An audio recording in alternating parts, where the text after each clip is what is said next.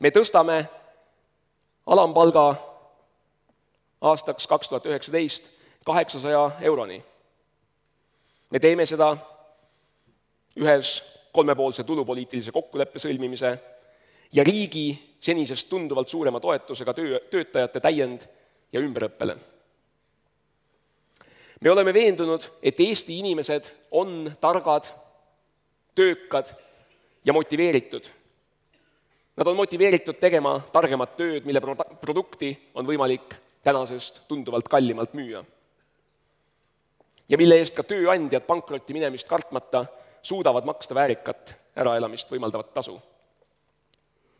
Meie ei usu, et suure osa Eesti inimeste võimed ei lubagi neil teha tööd, mille eest oleks võimalik maksta üle 500 euro kuus.